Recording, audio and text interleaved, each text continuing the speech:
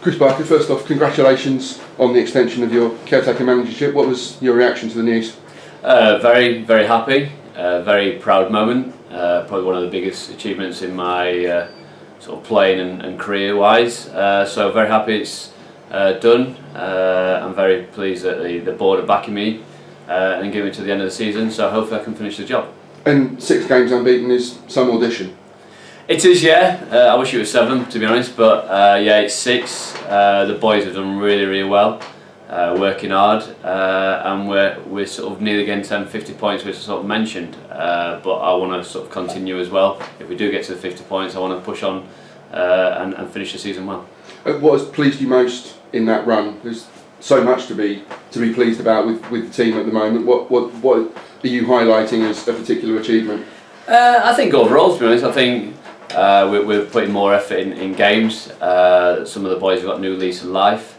We're scoring more goals. We're not keeping many clean sheets, but we're nice, tight at the back. I think it's only 7 goals in 7 we've let in.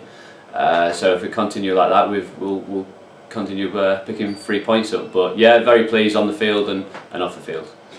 Does this allow you more time, these last 8 games of the season, I think, does it allow you more time to kind of mould the team in your image, to implement your vision? You talked about adding more passing to the style of play. This gives you more time to see that come to fruition.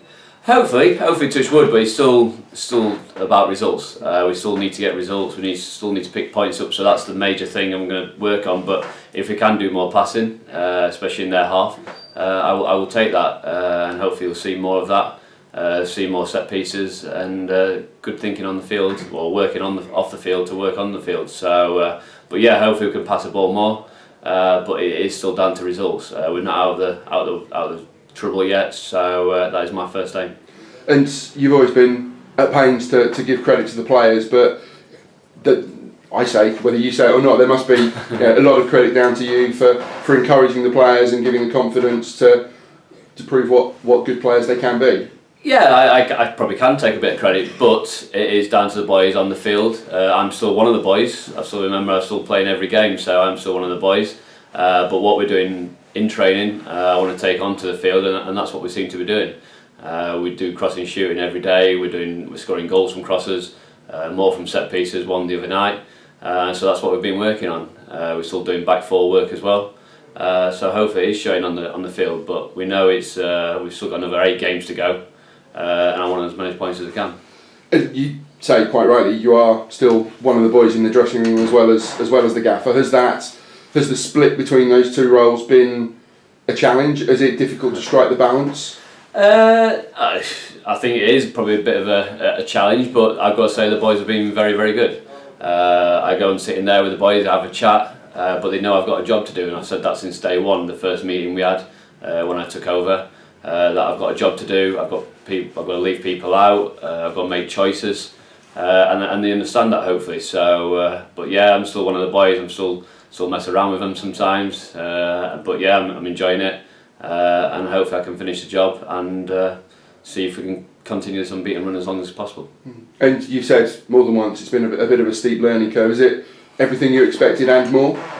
I think so, yeah. I've obviously know a bit from speaking to my brother all the time, but when you sort of do it day to day, you've got to have meetings with the board, you do the press, you've got to leave boys out of the team. Until you actually do it face to face, it's a different circumstances. But yeah, I'm still learning. I've still got a lot to learn, but hopefully I can do it as long as I can.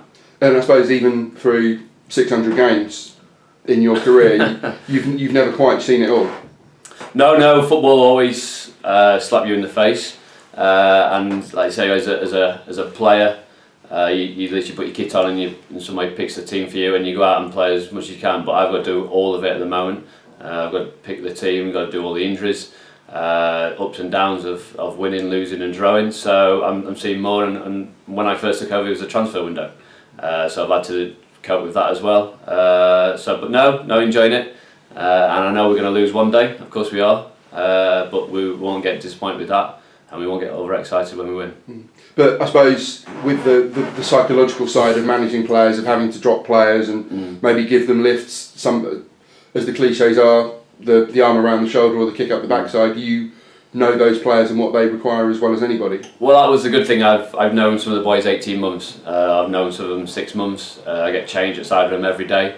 I know what they wanted. I know what they want. I know who to look after in circumstances. If they need a shouting at or a kick up the backside or an arm round, I know them personally. So I think that was a good start, and I think that was helpful from my point of view. And you were away down in South Wales for 2 days earlier this week, continuing studying your coaching badges. I guess this tenure can only help you. I suppose you're on something of a fast track now, given that this has come earlier than you expected.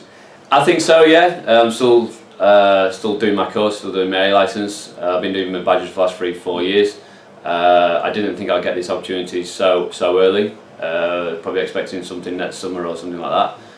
But no, I've enjoyed it, and I'm still learning. And I'll be still hopefully doing my badge for the next year or so.